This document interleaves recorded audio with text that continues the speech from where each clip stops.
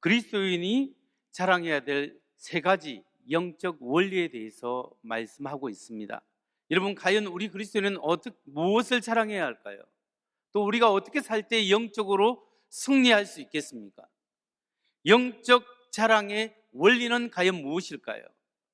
그 첫 번째 원리는, 우리 그리스도의 승리의 원리는 체험을 추구하는 신앙보다는 하나님의 말씀에 의해서 살아가는 신앙, 그 신앙으로 살아갈 것을 말씀하고 있습니다.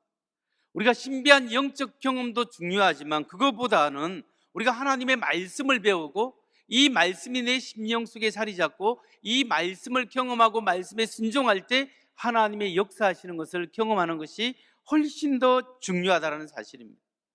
고린도후서 12장 2절로 4절 말씀을 보면, 나는 그리스도를 믿는 사람 하나를 알고 있습니다.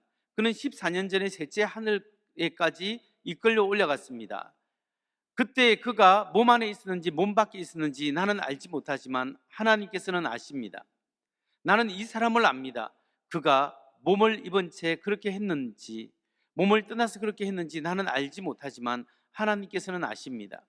이 사람이 나그네 이끌려 올라가서 말로 표현할 수 없고 사람이 말해서도 안 되는 말씀을 들었습니다.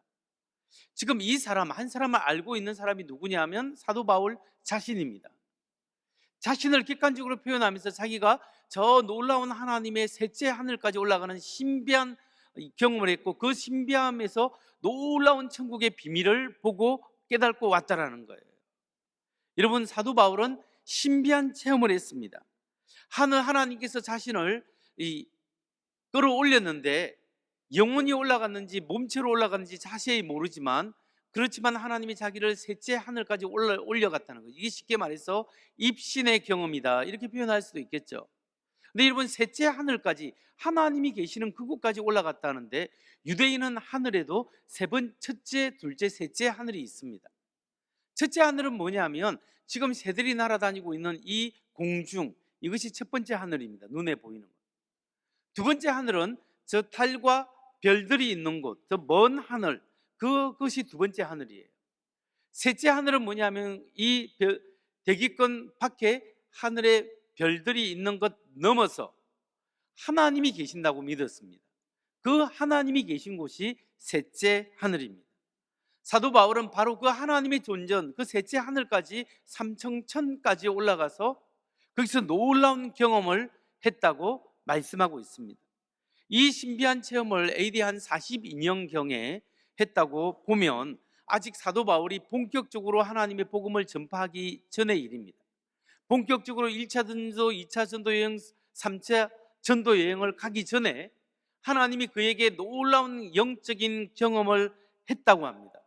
그렇지만 사도 바울이 이런 영적인 경험을 했음에도 불구하고 전도 여행을 가서 사람들을 전도하고 교회를 세우는 곳곳마다 하나님의 말씀을 증거했지 자신의 영적 경험을 증거하지 않았습니다. 뿐만 아니라 자기가 세운 고린도 교회 성도들에게도 하나님의 십자가와 예수님의 십자가 부활의 복음을 증거했지 자기의 개인적인 영적 체험을 증거하지 않았습니다. 그런데 사도 바울이 왜 지금 이 신비한 영적인 경험을 했다고 여기서 이제 와서야 이야기할까요? 그 이유는 지금 고린도 교회에 살며시 들어온 영적 지도자라고 하는 사람들이 자기들은 엄청난 놀라운 영적인 경험을 해서 대단한 사람인 것처럼 이렇게 이야기하는 거죠.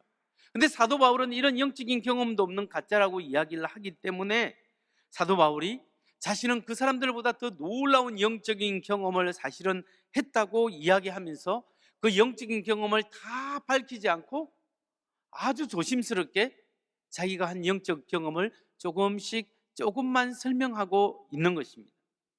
여러분, 사도 바울이 자기가 경험한 엄청난 영적 경험을 다 설명하면 될 텐데 왜 아주 조심스럽게 조금 언급하고 있겠습니까? 그 이유는 두 가지로 볼 수 있습니다. 하나는 너무나 그 신앙 체험 때문에 자신을 과대평가하지 않도록 하기 위해서입니다. 예수 그리스도의 십자가의 복음이 중요하지 자기를 드러내는 것이 중요하지 않다라는 거죠. 두 번째 이유는 사람들이 개인적인 체험보다는 하나님의 말씀에 먼저 서서 살아갈 것을 권유하기 위해서입니다. 여러분, 우리가 신앙생활 때 신앙 체험이 중요합니까? 중요하지 않습니까? 중요합니다. 중요한데 먼저 우선돼야 될 것은 하나님의 말씀이 내 마음속에 먼저 부딪혀야 되는 거죠.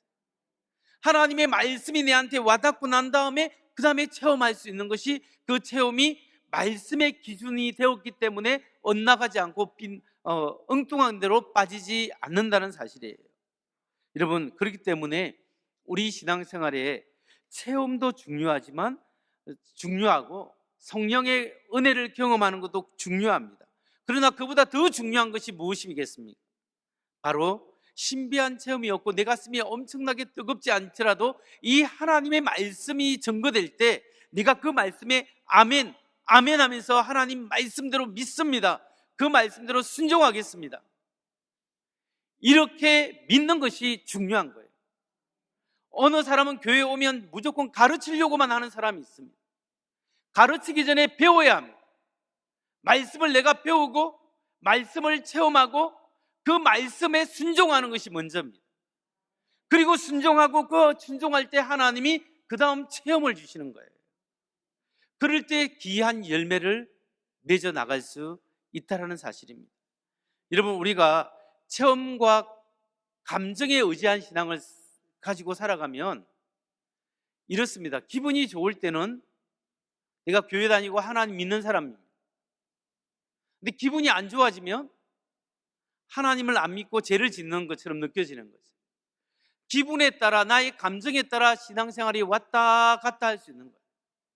그런데 하나님의 말씀이 기준이 되는 사람은 내 기분과 상황이 어떠하든지 간에 그 말씀을 붙잡고 살아가기 때문에 똑바로 하나님의 은혜 가운데 살아갈 수 있는 거예요.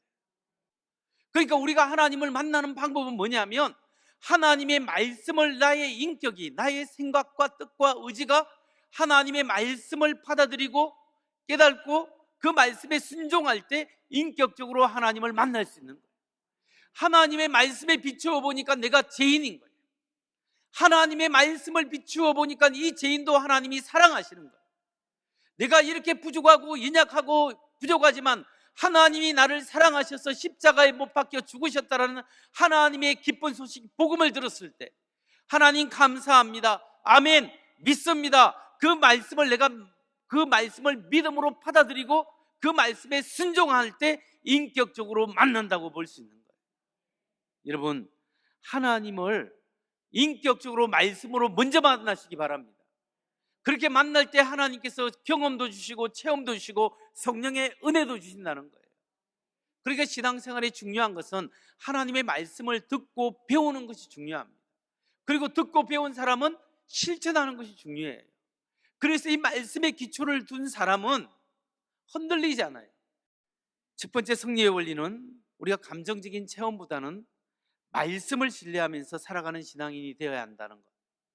두 번째, 오늘 본문에서 사도 바울이 알려주는 영적 자랑의 원리는 무엇일까요? 그것은 영적 가시를 감사함으로 받아들이는 겁니다.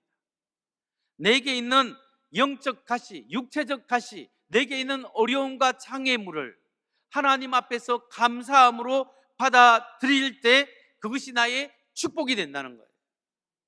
여러분, 이 가시는 우리 인생을 살아갈 때 나를 힘들게 하고 나를 모욕하고 나의 삶에 방해가 되는 그런 가시는 누구나 있습니다. 그러나 이 가시는 우리에게 상당한 고통을 주는 거예요. 사도 바울은 고린도후서 12장 7절에서 이렇게 이야기했습니다. 내가 받은 여러 가지 엄청난 계시 때문에 사람들이 나를 가대평가하실지도 모릅니다. 그러므로 주께서는 내가 교만하지 않게 하시려고 내 몸에 가시를 주셨습니다. 그것은 사단의 하수인이라고 할 수 있는데 그것으로 나를 치셔서 나로 하여금 교만하지 않게 하려 하신 것입니다. 바울은 자기 안에 가시가 있다라는 거예요. 하나님께 받은 바 은혜가 너무나 크고 그 비밀의 깨달음이 너무나 많기 때문에 스스로 교만해지고 사람들이 자기를 높일까 싶어서 하나님이 몸에 가시를 주었다. 그러면 이 가시가 뭐냐? 어떤 사람은 유대인의 핍박이라 하기도 하고 어떤 사람은 사도 바울이 눈이 안질이 안 좋았는데 눈병, 눈에 있는 그 안질의 병이다, 질병이다 이렇게 표현하는 사람이 있는데 아마 눈병일 가능성이 훨씬 많습니다. 사도 바울은 자기 육체에 괴로운 것을 주셨다라는 거예요. 그래서 사도 바울 비판가들은 바울이 그런 가시가 있는 것을 보면서 바울이 가짜다는 거예요. 자기가 남은 치료하고 남은 기도해서 낫게 하지만 자기의 가시는 치료하지 못하는 걸 봐서 사도 바울은 가짜 신앙인이다 이렇게 이야기합니다. 그래서 바울도 이게 너무 괴로워서 하나님 나의 몸에 있는 가시를 제거해 주세요. 간절히 기도하면서 3번씩이나 하나님 앞에 간절히 기도했는데 하나님이 제거해 주지 않았습니다. 오히려 네가 교만해질까 싶어서 내가 특별히 너에게 허락한 것이다 이렇게 이야기하는 겁니다. 여러분, 바울의 육체의 가시를 통해서 우리가 알 수 있는 것이 무엇입니까? 우리가 일이 잘 되고 만사가 형통되고 아무 문제 없는 것만이 축복이 아니라는 겁니다. 여러분, 정말 우리의 삶 속에 바울의 반대했던 사람은 만사 형통이 구하고 뭔가 잘 되고 성공하고 뭔가 이루는 것이 축복이라고 하지만 사도 바울이 오늘 우리에게 알려주는 것은 비록 일이 안 되고 문제가 있고 어려움이 있어도 정말 하나님의 은혜 가운데 살아가는 것이 축복이고 어떤 사람은 그중에 어떤 사람은 하나님의 특별한 목적이 있어서 인생에 가시를 줄 때가 있다라는 거예요. 그 가시가 나의 육체적 질병이 될 수 있고 나의 자녀가 될 수 있고 부모 형제가 될 수 있고 나의 주위의 환경이 될 수 있습니다. 그렇지만 우리의 인생에 어찌할 수 없는 그 가시가 있을 수 있다라는 거예요. 여러분, 우리는 때때로 질문합니다. 하나님 왜 나에게 이런 어려운 가시를 주십니까? 하나님 왜 나를 이런 어려운 상황 속에 집어넣습니까? 하나님 도대체 왜 나에게 좀 이것만 사라지면 내가 좀 편안하고 이것만 없으면 내가 정말 행복할 텐데 왜 나를 이런 어려움에 집어넣으십니까? 하나님을 향하여 질문할 때가 있습니다. 왜 그렇습니까? 그것이 나에게 어쩌면 유익하기 때문입니다. 그것 때문에 주님께 더 가까이 나아갈 수 있는 거예요. 나의 인생의 약점과 어려움과 인생의 고통과 아픔이 있기 때문에 하나님을 붙잡고 기도할 때 생생한 하나님, 나의 귀로만 들었던 하나님이 아니라 눈으로 직접 경험하는 하나님, 말씀이 내 삶 속에 실제화되는 하나님을 생생하게 만날 수 있기 때문에 하나님이 그 가시를 주실 때가 있다라는 거예요. 사도 바울이 3번씩이나 가시를 제거하기 위해서 기도했지만 하나님 응답하지 않았죠. 근데 이 사도 바울의 기도는 예수님의 겟세마네 기도를 연상시켜 줍니다. 예수님이 겟세마네 기도를 통해서 십자가에 달리기 전에 아버지여 할 수만 있거든 이 잔을 내게서 옮겨 주옵소서. 그러나 내 원대로 마시옵고 아버지의 원대로 하옵소서. 이렇게 기도했습니다. 예수님은 3번씩이나 간절히 기도한 거죠. 그런데 하나님 아버지는 고통의 그 가시, 그 십자가를 지게 하셨습니다. 여러분, 사도 바울도 예수님도 육체적 가시가 사라지지 않고 그것을 경험했어야 됩니다. 여기에서 우리는 또 하나의 영적 교훈을 얻을 수 있습니다. 그것은 우리가 무엇을 하나님께 기도하고 간절히 기도하고 하나님의 응답을 기다렸을 때 하나님이 yes 하면 좋겠지만 no, 때로는 기다리라 하든지 때로는 안 돼 하는 것도 하나님의 응답일 수 있다는 거예요. 하나님께서 궁극적으로 그 가시를 통하여 내게 가져올 유익이 있기 때문에 하나님이 그 내 기도대로 응답하지 않을 때가 있다는 거예요. 여러분, 첫 번째 자랑의 원리는 신앙의 체험보다 말씀을 경험하는 것, 말씀의 뿌리를 두고 순종하는 것이 중요하다. 말씀에 부딪히는 것을 자랑해야 합니다. 두 번째 영적 원리는 주어진 가시에 감사하는 신앙을 가지자. 그것이 마냥 나를 파괴시키고 고통을 주는 것이 아니라 어쩌면 내가 더 주님 앞에 깊게 나아가는 도구가 될 수 있기 때문입니다. 이제 세 번째로 영적 자랑의 원리가 무엇이겠습니까?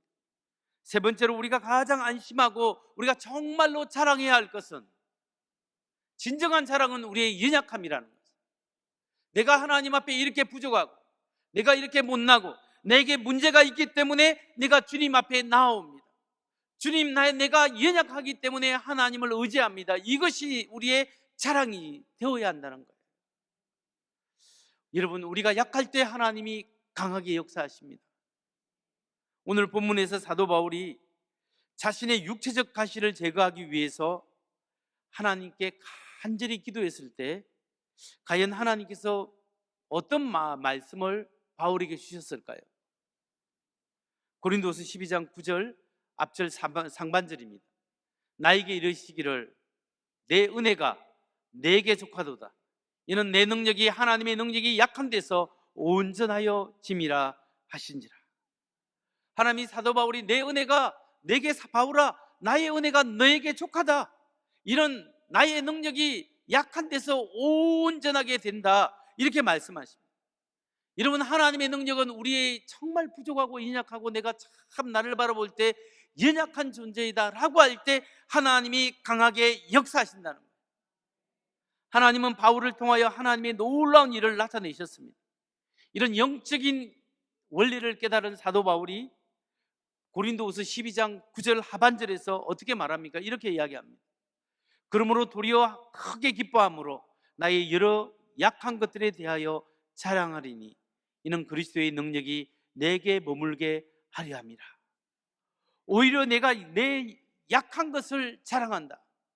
왜 자신의 약점을 자랑하겠습니까? 이는 내 능력이 약한 데서 온전해야 된다. 하나님의 능력은 우리의 부족함에서 하나님의 능력이 온전하게 된다고 말씀하고 있기 때문입니다. 전능하신 하나님은 나의 연약함 속에 하나님의 능력을 나타낸다는 것입니다. 이런 모세를 보십시오. 애굽의 왕자로 40년 동안 살았지만 그가 광야로 쫓겨나서 목동으로 그냥 한없이 10년, 20년, 30년, 40년 동안 지내면서 내가 누구인가를 잊어버리고 나는 I am nothing, 아무것도 아니라고 할 때 그때 하나님이 모세에게 나타나셔서 모세야 모세야, 모세를 부르신 하나님을 볼 수가 있는 거예요. 여러분, 내가 아무것도 아닐 때 하나님이 역사하십니다. 그런데 여러분, 오늘날 문화는 그렇지 않습니다.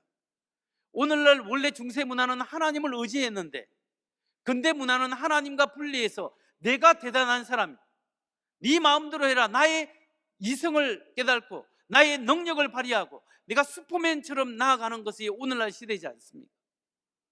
그런데 오늘날 현대의 포스트 모던주의는 나의 능력만 결대하는 게 아니라 네가 삶을 살 때 다른 사람이 바라보는 너 자신으로 살아라. 남의 눈이 중요한 시대가 오늘날 시대예요.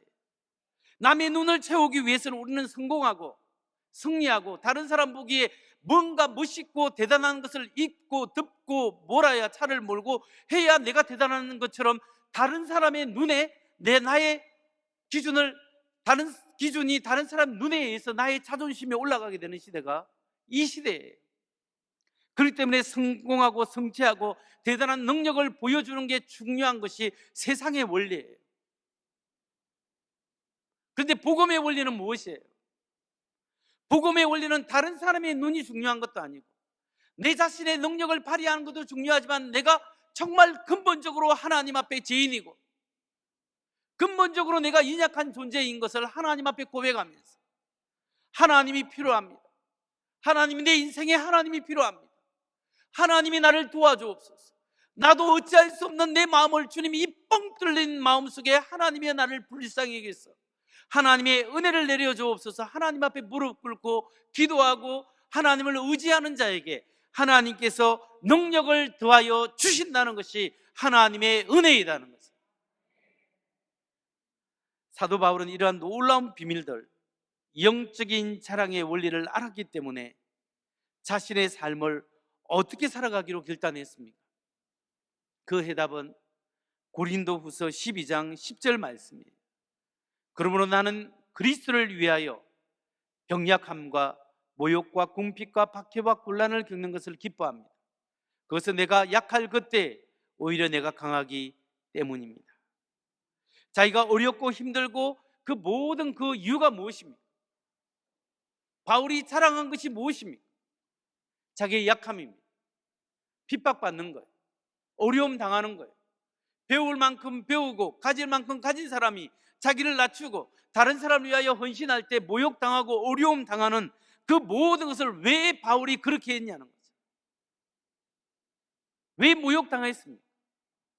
그리스도를 위하여, 하나님 때문에, 예수님 때문에 자기가 모욕당하고 어려움 당하고 그 정말 힘든 삶을 살았다는 거예요. 그러나 주님, 이 모든 것이 그리스도를 위하여 쓰임받기 때문에 내가 이 모든 상처가 상처가 아니고 하나님의 은혜로, 나의 상처가 하나님의 은혜로 씻김받는 줄 믿습니다. 하나님, 나의 이 연약함, 내가 이렇게 부족하고 연약하지만 하나님 앞에 붙잡혀 살아가길 원합니다. 이 믿음이 여러분에게 있기를 주의 이름으로 축원합니다. 이 말씀하고 마치려고 합니다. 헨리에타 미얼서의 이야기입니다. 이분은 복음주의 제자 양육에 상당한 공헌을 한 사람입니다. 그래서 미국에 기독교 교육을 앞장섰던 그 센터가 있었는데 그 센터를 만든 사람이죠. 조금 이따가 이야기하겠지만 이분은 어렸을 때 원래 안질이 안 좋았어요. 그 굉장한 근시였고 눈에 염증이 있어서 항상 앞이 거의 안 보일 정도로 어려움을 당한 사람이었어요. 하나님 앞에 기도했습니다. 이 여성이, 하나님, 나의 눈을 낫게 해주세요. 하나님 눈을 보게 해준다면 정말 하나님 위대한 일을 하겠습니다. 하나님이 그 여인의 기도를 들어주지 않았습니다. 그녀가 성인이 되었고 하나님의 귀한 일들을 감당하게 되었을 때 그녀는 이런 말을 자주 언급했다고 합니다. 나는 나의 생애에서 가장 큰 영적 자산은 내가 잘 보지 못했다는 데 있다고 믿는다. 왜냐하면 그것이 나로 하여금 항상 절대적으로 하나님을 신뢰할 수 있도록 해주었기 때문입니다. 나의 생에서 가장 큰 영적 자산은 내가 잘 보지 못하는 데 있어. 나의 장애. 왜냐하면 그것이 나로 하여금 하나님만을 절대적으로 신뢰할 수 있게 해 주었기 때문이라는 거예요. 헨리에타 미얼스는 그러한 장애 속에서 하나님 앞에 정말 헌신할 때 하나님의 인사이트를, 놀라운 은혜를 받았고 미국 주일학교를 변화시키고 든든히 세우는 가스펠 라이트라는 그런 기관을 설립해서 수많은 군가를 만들어서 미국 교회에 보급한 사람입니다. 이 사람이 쓴 책 중에 What the Bible is all about, 성경의 모든 것이라는 베스트셀러를 쓴 사람이고, 이 미얼스가 나중에 빌리그램 목사님이 초기에 선교 사역을 하는데 굉장히 큰 영향을 끼친 사람이 이 여인입니다. 뿐만 아니라 세계적으로 CCC, 대학생 선교회가 있는데 그 대학생 선교회를 설립한 사람이 빌 브라이트 목사님인데 빌 브라이트 목사님에게 엄청난 영향력과 영감을 끼쳐준 사람이 바로 이 헨리에타 미얼스라고 합니다. 여러분, 그녀는 자신이 연약하고 부족하기 때문에 하나님을 붙잡았기 때문에 하나님의 놀라운 은혜를 경험했고 그 놀라운 은혜 때문에 하나님의 큰 일을 감당할 수 있었다는 사실입니다. 내 능력이 약한 데서 온전하여 짐이라. 이 말씀은 진리입니다. 하나님은 능력이 있으십니다. 그 능력 있는 하나님은 우리의 능력을 필요로 하지 않습니다.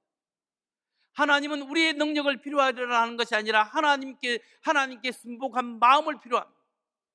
여러 가지 약점 때문에 하나님 앞에 연약함을 고백하는 사람을 사용하시는 거예요. 여러분, 부족하십니까? 경제적으로 어려우십니까?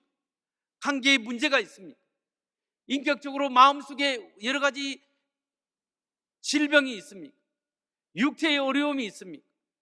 이 연약함 때문에 하나님께서 우리를 부르시고 이 연약함 때문에 하나님 앞에 가까이 나가고 하나님만을 온전히 붙잡을 때 하나님께서 그 연약함을 통하여 여러분이 할 수 있는 것보다 훨씬 더 놀라운 일을 사용하신다는 사실을 여러분 믿으시기 바랍니다. 하나님 앞에, 하나님, 내가 참 부족합니다. 그러나 은혜를 주시고 지혜를 주셔서 나의 삶을 통하여 그리스도를 높일 수 있도록 하나님 은혜를 베풀어 주옵소서. 우리의 자녀들이 부족하지만 걔들이 자라서 하나님께 영광을 돌릴 수 있는 하나님의 사람들 되게 하여 주옵소서. 기도하시기 바랍니다. 내 능력을 바라보지 마십시오. 도리어 자신의 힘을 빼십시오. 뭔가 된 것처럼 어깨를 가지고 사람들에게 군림하는 그 태도를 버리십시오.